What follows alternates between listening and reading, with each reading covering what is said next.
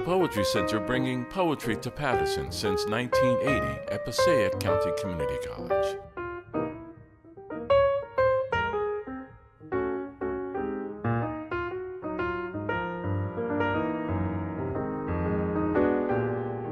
Today, we're pleased to welcome Joe Weil to the Distinguished Poets Series. And he just finished an amazing workshop. And I want to just read his bio. Joe was born and raised in Elizabeth, New Jersey, where he attended St. Mary of the Assumption grade school and high school. For over 20 years, Weil worked on the graveyard shift at various factories, mainly at National Tool and Manufacturing in Kenilworth, New Jersey. During this time, he became involved in hosting poetry readings in both New Jersey and New York, and founded a literary magazine, Black Swan Review. His latest book is Saint World, published by Iniquity Press, Vendetta Books in 2024. He has other books, including Painting the Christmas Trees from Texas Review Press, What Remains, Nightshade Press, The Backwards Year from New York Quarterly, A Night in Duluth, New York Quarterly, The Great Grandmother Light, New York Quarterly, and his new and selected poems, and The Plumber's Apprentice, also from New York Quarterly. I just wanted to get those in.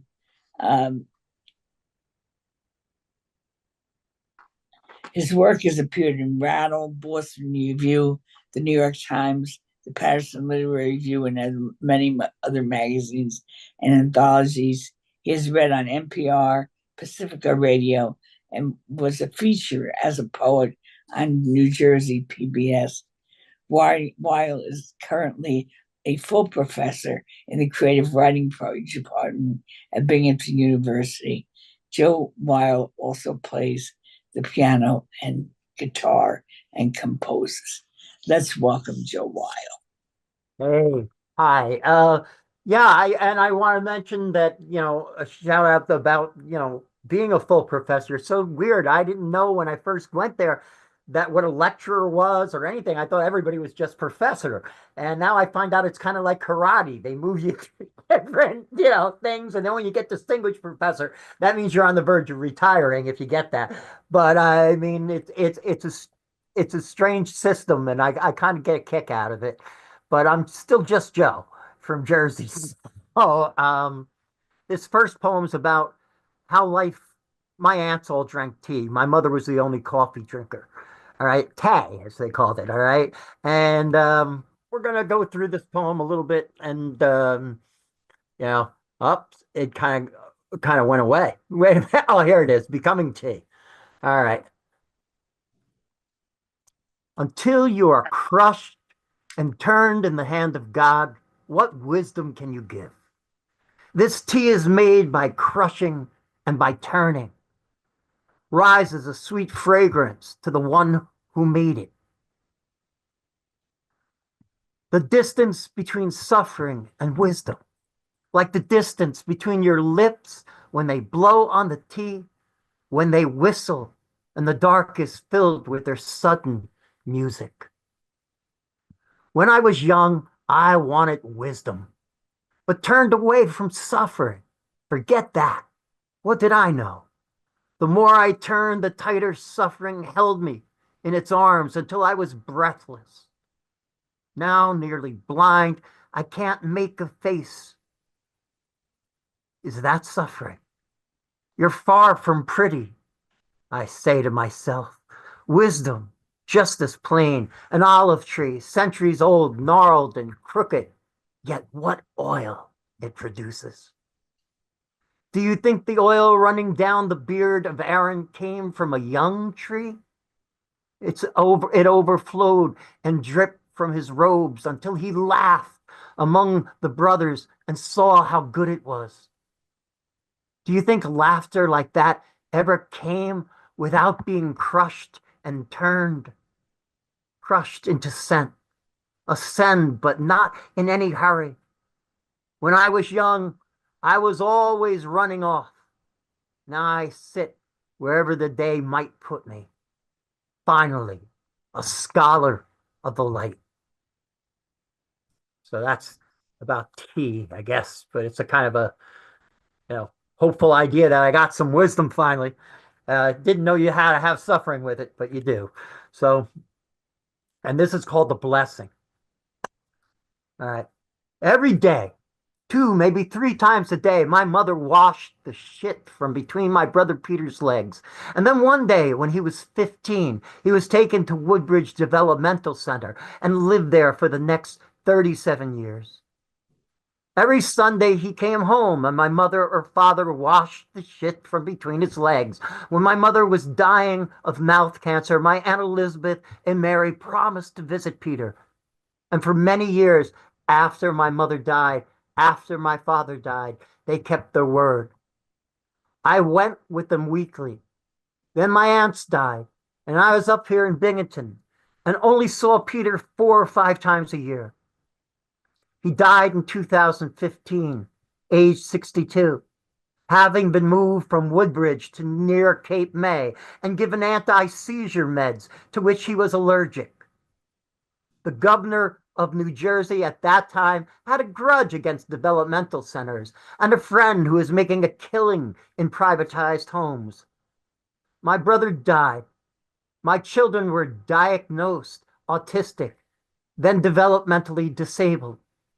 I do what my father and mother did. Love is nothing that people say it is. This poem is not trying to be a poem. It is trying to say that love is nothing people say it is. Why should I listen to philosophers? Tonight, my son peed in the toilet. It may not happen again for quite a while. You'd have thought we'd won the lottery, not because we want to stop changing him, though we do, but because we want him to have that little bit of dignity. Love has only that little bit of dignity.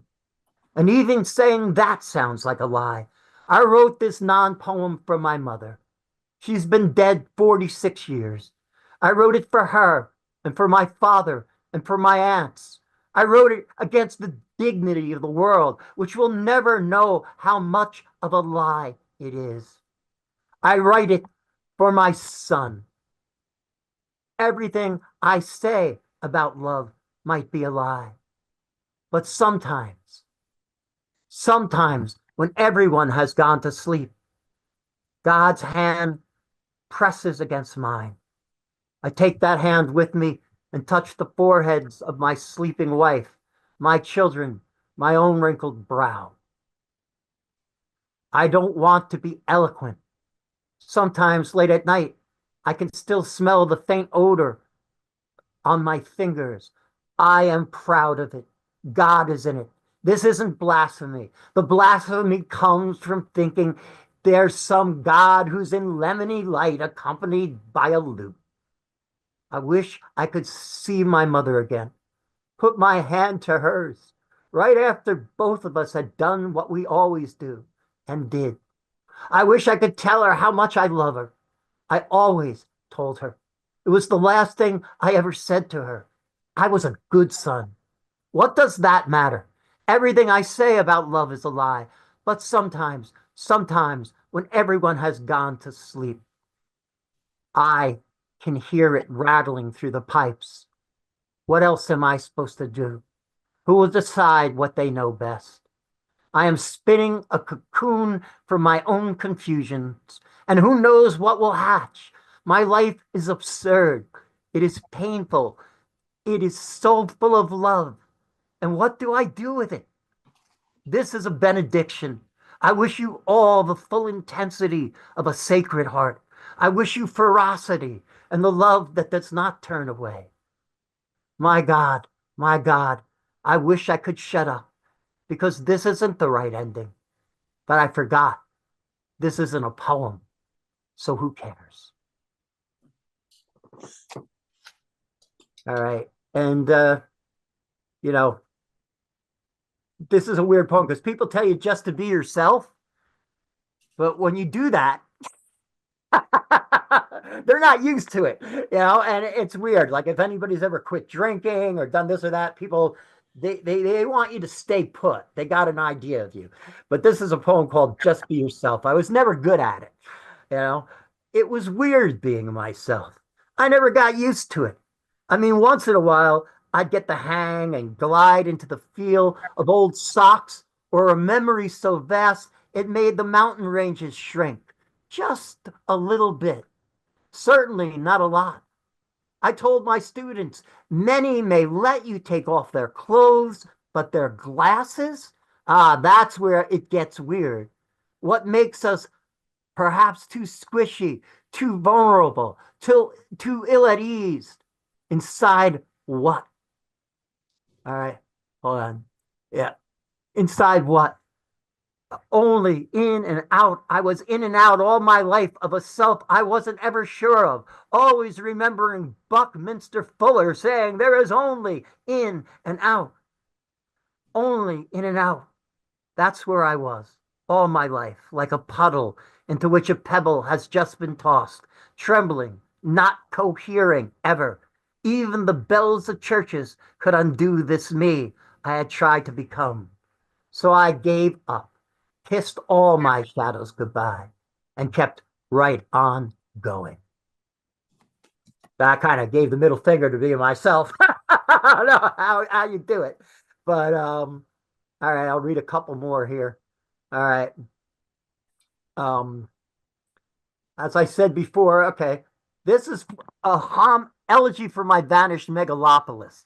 Living in Elizabeth was like an extension of Queens that went all the way down to Baltimore. From Boston to Baltimore, it was the same Henny Hendon pool, the same chain link fence, the same frozen dog turd on the lawn in winter, the same like maples and crab apple. It was just one big megalopolis, and I miss it. I miss it. I miss its grime. Well, you'll see in this poem. Old and diseased tabby of a megalopolis, sneezing and coughing up orange fur balls in the corner of my defective heart. Doddering megalopolis, gone all the way from Queens to D.C.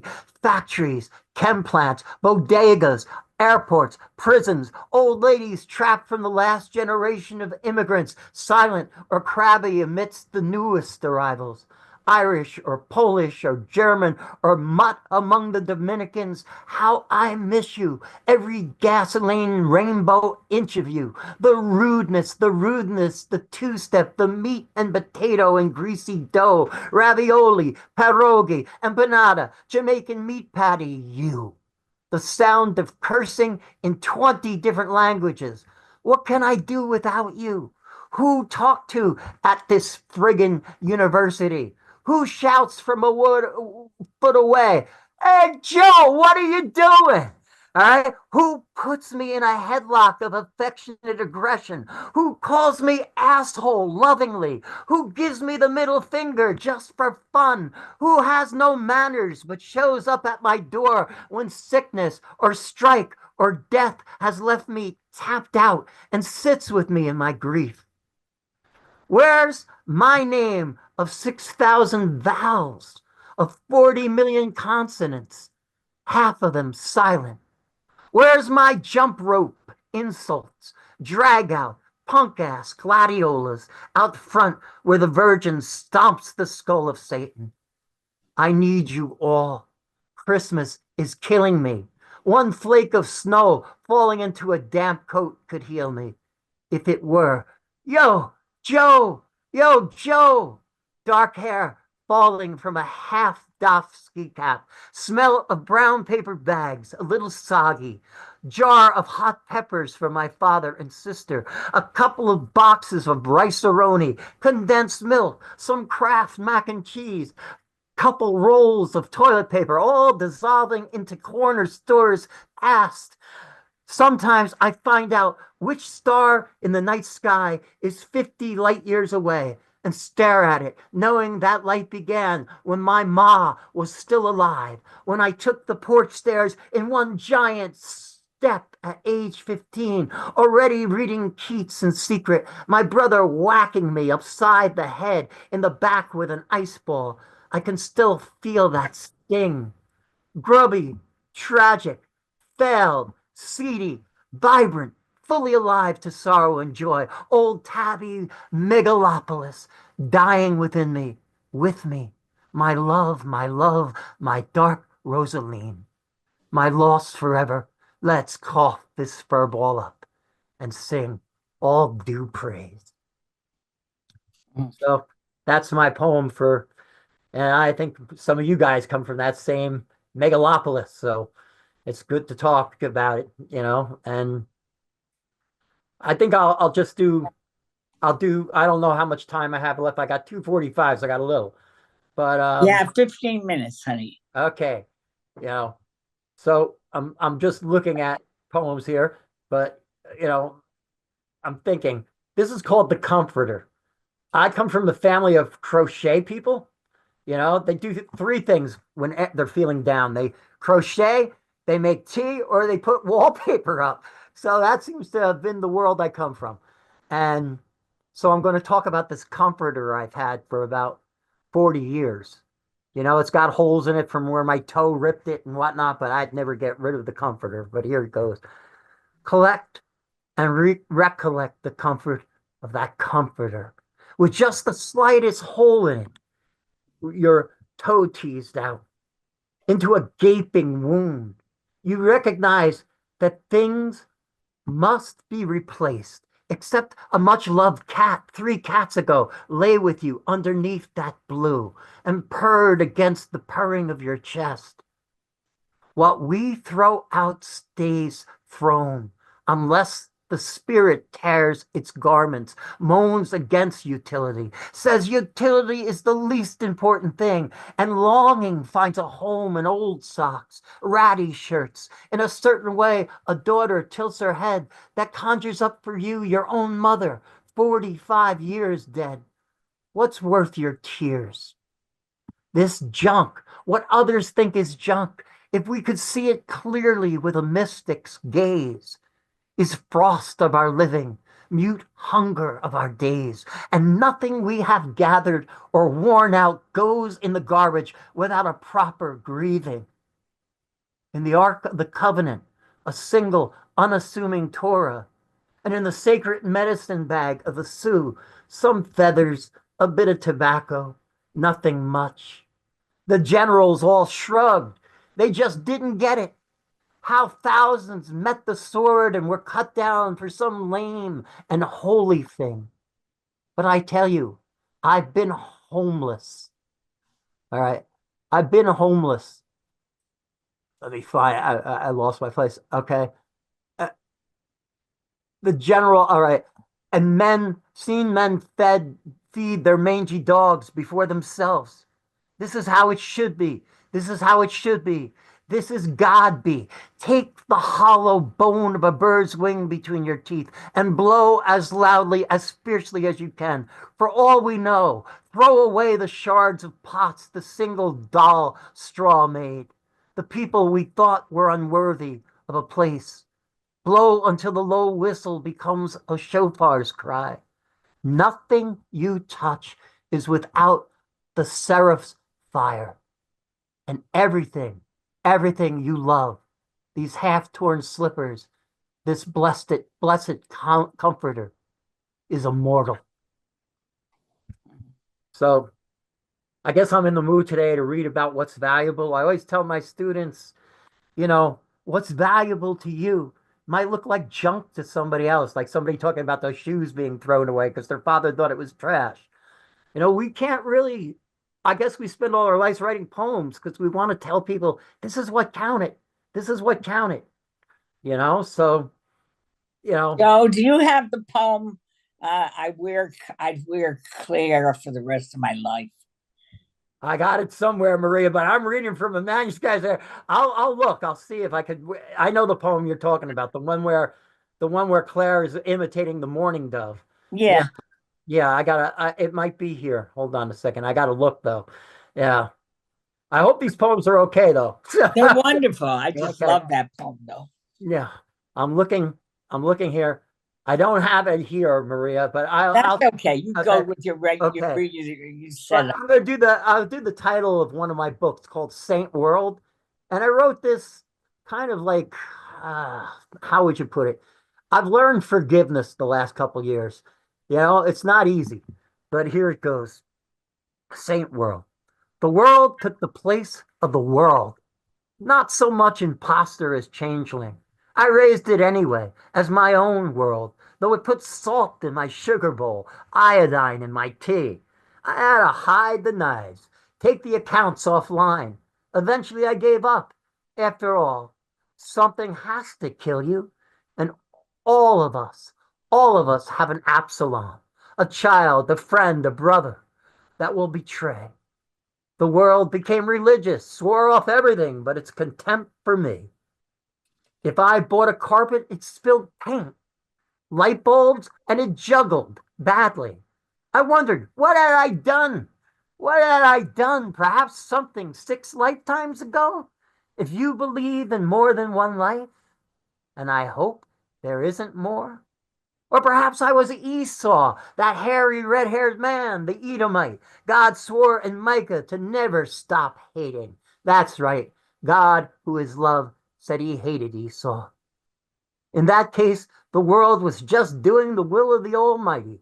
I began calling it Saint World. Yes, Saint World. I bent low when it passed me with no acknowledgement except to tell me the mortgage was due. I began to feel happy in its mistreatment.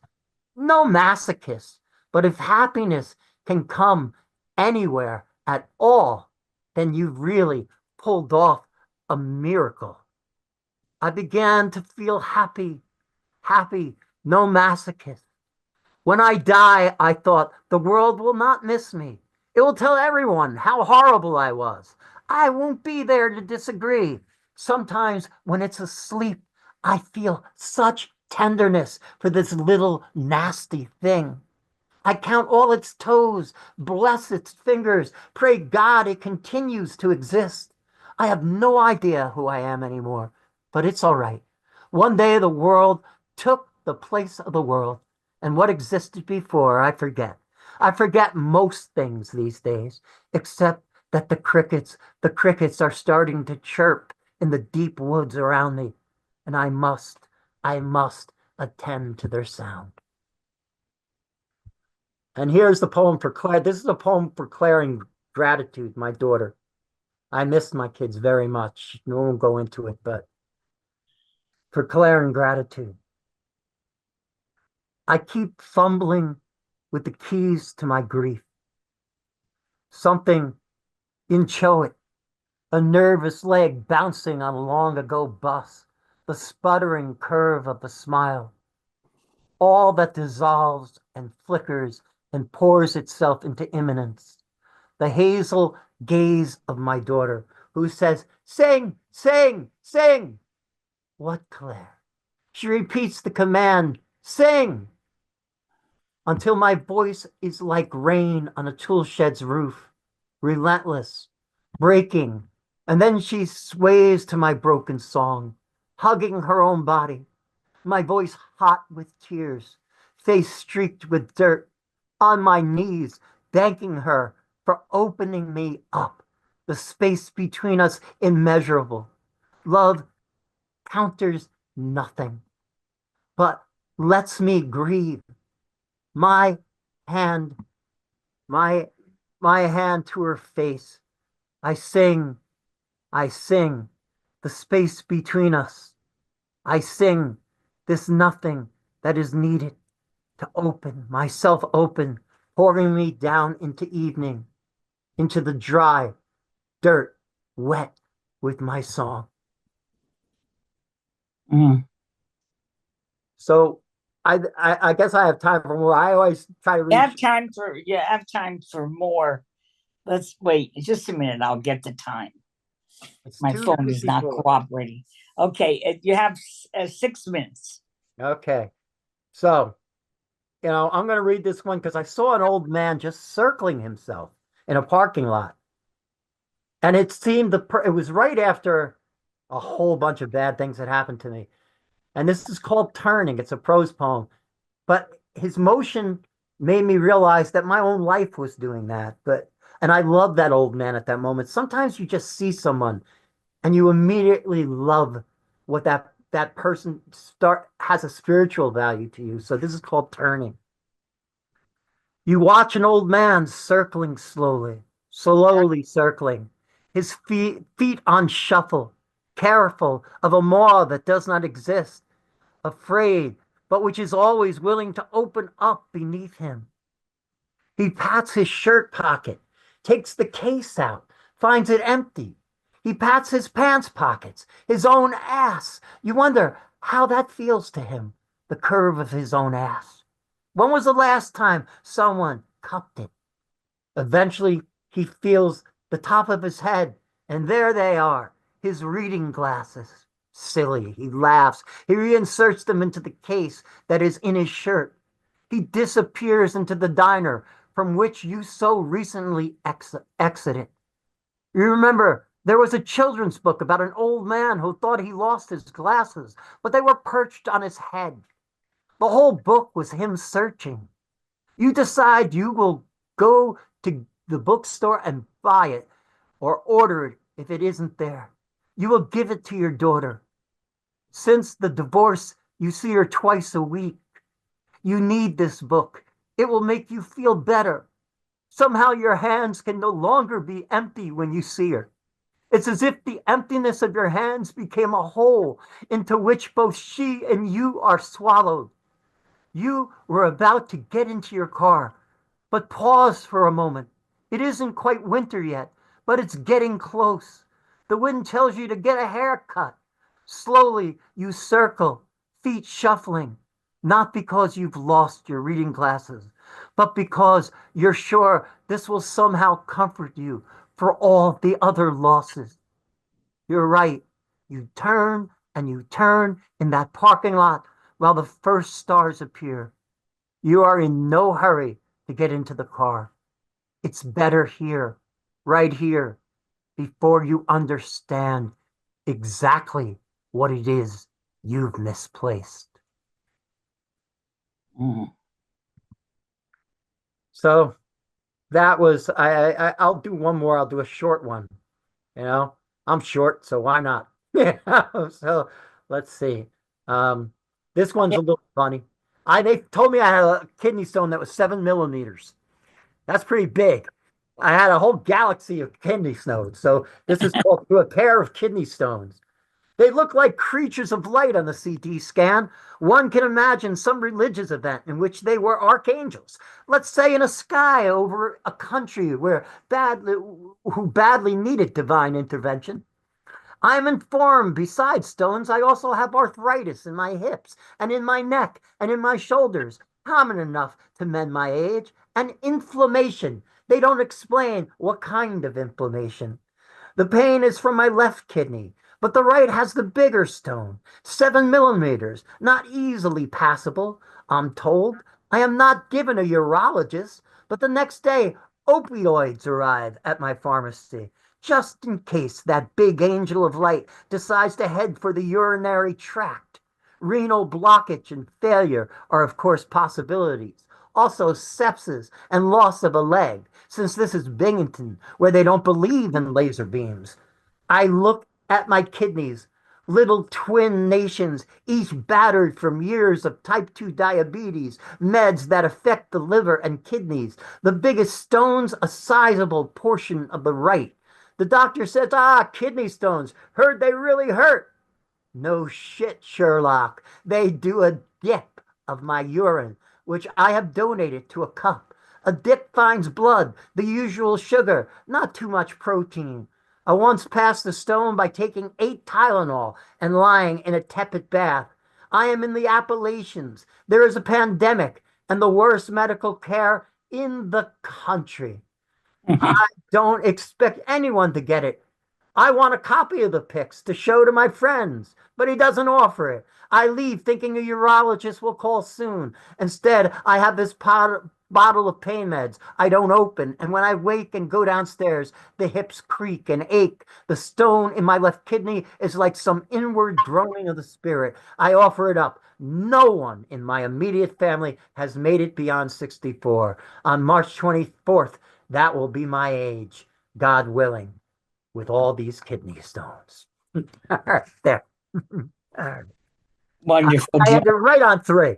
Yes, I did it. All right. So you don't have from memory painting the Christmas trees, do you? Christmas trees. Okay. Let me see. It was painting the Christmas trees. I might have it on memory, and if I don't, I can find it really quick. Hold on a second. I can find that poem. Okay, here we go. I think you should finish with that poem. I love it. I read it to my students all the time. Okay. Painting the Christmas trees. I'm putting it in. All right, the trees. Okay. Let me see. It should show up. All right, here it is. I think I got it. No, hold on. Oh my God. No, I got a whole bunch of directions on how to paint a Christmas tree. Wait a minute. It's right here. Here it is. The poem should show up in a minute. All right. Maria, I can't find it because I'm nervous. I could look and find it, but I'm a little nervous right now. So why? In my odyssey of dead-end jobs. In my odyssey of dead-end jobs, cursed by what does not console, I end up in a place that makes fake Christmas trees. Some pink, some blue, one that revolves ever so slowly to the strains of Silent Night.